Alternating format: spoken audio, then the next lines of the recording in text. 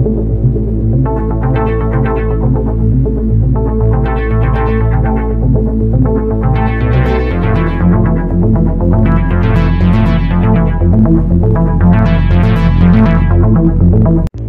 yi dal leen ak jàmm ci seen YouTube Kawtef TV International ginnaaw bi bàkk bi daanoo ñu fas yéene na jukkil Kawtef yi fi jot a ruuse ci kàllaamay wolof di la ñaan aussi nga dem abonné su fekkee abonné ko te bul fàtte bës cloche de notification bi pour vidéo buñ dugal nga mën see jot. Mesdames, Messieurs les membres de la coalition Bokk Gis Gis Liggéey, Mesdames et Messieurs les journalistes, Mesdames et Messieurs les invités, il ressort des résultats provisoires des élections législatives publiées par la Commission nationale de recensement des votes que le peuple souverain a décidé d'instituer un rapport de force très équilibré entre le pouvoir et l'opposition, ce qui est incontestablement une avancée majeure pour notre démocratie. Ce faisant, le peuple a prouvé une nouvelle fois à la face du monde sa maturité et son attachement à l'approfondissement de notre système démocratique. Nous devons en être fiers et respecter ce choix des électeurs qui, souverainement, ont décidé de rééquilibrer les forces politiques en présence. Toutefois, il nous faut éviter que cette belle opportunité ne soit transformée en difficulté pour la bonne marche de notre pays et de nos institutions. La lecture qu'il convient d'avoir de ces résultats est qu'aucune majorité claire ne se dégage. Il s'agit là d'une situation inédite qui appelle de la part des acteurs politiques que nous sommes une attitude responsable. Il nous faut en effet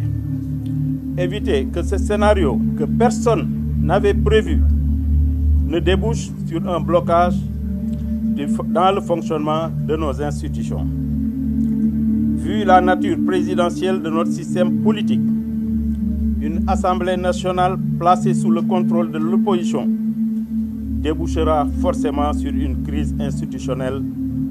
grosse de tous les dangers. Faute de pouvoir s'appuyer sur une Assemblée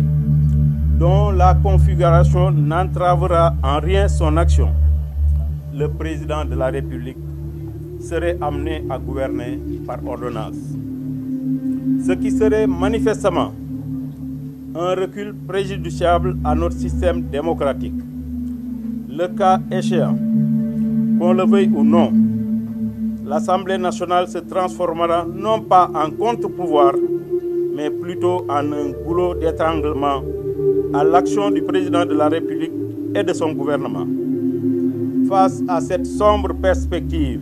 qui pourrait donner lieu à une crise institutionnelle sans précédent, à toutes sortes de blocages et peut-être même à des tentatives de prise de pouvoir par des canaux non démocratiques dans un contexte où notre pays fait l'objet de toutes les convoitises avec les découvertes de ressources pétrolières et gazières sur notre sol, j'ai pris en toute responsabilité, après mûre réflexion, la décision de joindre le groupe parlementaire qui sera mis sur pied par la coalition présidentielle Benno Bokk Yakaar.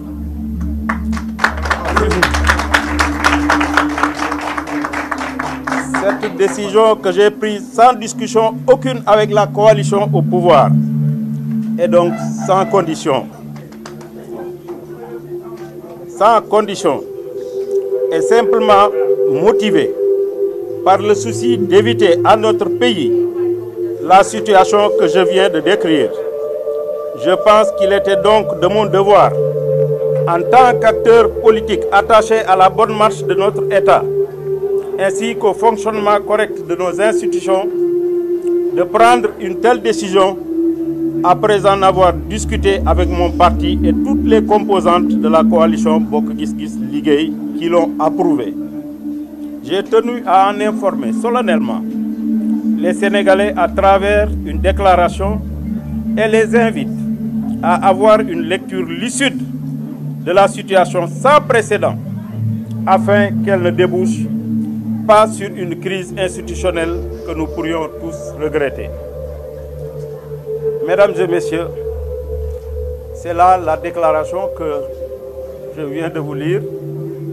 et la décision que j'ai prise personnellement, sans aucune influence, sans aucune pression. Je suis resté une semaine sans téléphone, sans contact extérieur, pour réfléchir. Et après mûre réflexion, pour éviter à notre pays, qui se trouve dans un environnement sous-régional caractérisé par des coups d'État, j'ai pris donc personnellement, en toute responsabilité, comme je viens de le dire, la déclaration que je viens de vous faire part. Waaw.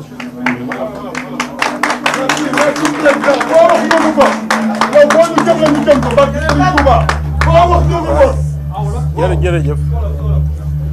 maa ngi nuyu waa Sénégal yëpp di wax ni dañu jóge ci ay élection mu nekk une situation boo xam ni musul am ci réew mi waaye ñu war ci kañ le peuple sénégalais parce que en définitive le pouvoir appartient au peuple moo koy jox ku mu ko bëgg a jox kon situation bi am kenn ku ci nekk war nga ci am lecture pointue jéem ko analyser froidement mais sans sentiment parce que notre pays aujourd'hui est à la croisée des chemins. Nous devons, nous, classe politique, war nañu jël suñu responsabilité man nag bu fi tolloo damay jël sama responsabilité ndaxte ñu bari ñi ngi naan cohabitation il faut bien réfléchir Sénégal fi mu toll xam ngeen ni cohabitation mënu fi am blocage institutionnel moo fi am salaire yi bloqué économie bi taxaw réew mi yëpp sonn mën na déboucher ci lu nekk te bu boobaa ñi jëluloon seen responsabilité ñooy responsable man nag damay jël sama responsabilité maa ngi ñi ma àndal ñëpp parce que lii may wax ñoom waxtaan naa ci ak ñoom consulter naa ay responsable du parti mais jotewuma dara ak pouvoir xamuñu ni ñoom itam li ngeen yëg la ñu yëg tey waxtaanaguma ci ak ñoom mais sama voix assemblée dinaa jàppale ñee pour mu bañ a am blocage au Sénégal dinaa ko def xooluma ci dara sama réew laay xool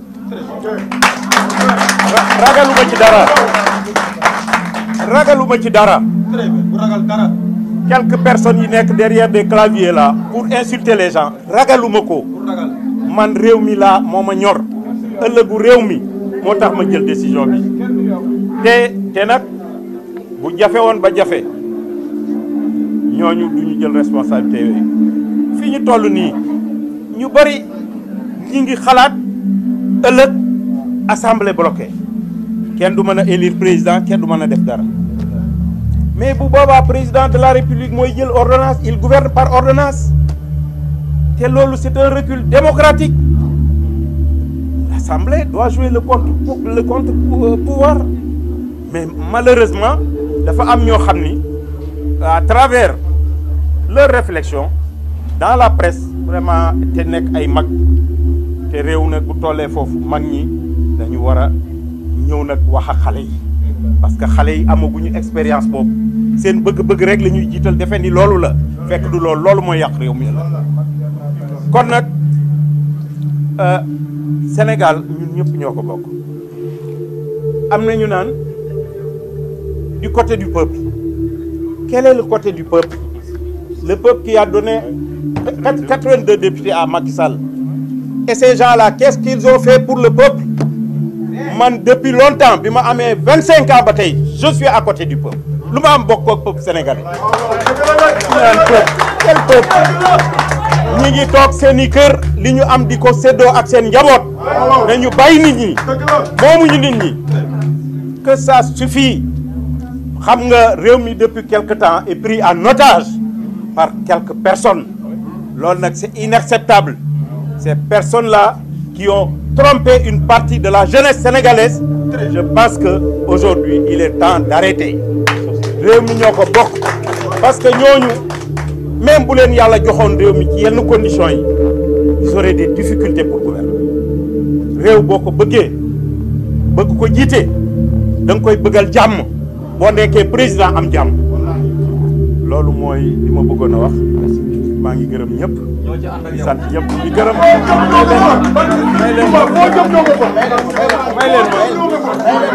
may leen ma yeggale maa ngi gërëm ñi ma àndal nag ñi ma àndaloon ci coalition bi Aliou Sow Massaly ak tous les militantes et militants de Bokk Gis tous les sympathisantes et sympathisants du parti kon wasalaam maa ngi leen di gërëm yéen journaliste c'est un point de presse question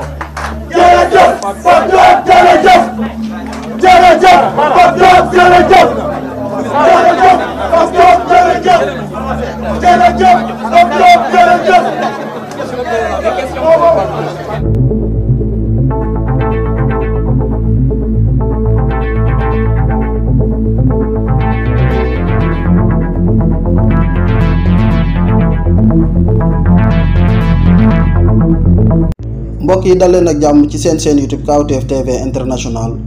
ginnaaw bi bàkk bi daanoo ñu fas yéene na jukkil Kawtef yi fi jot a ruuse ci kàllaamay wolof di la ñaan aussi nga dem abonné su fekkee abonné ko te bul fàtte bës cloche de notification bi pour vidéo buñ dugal nga mën see jot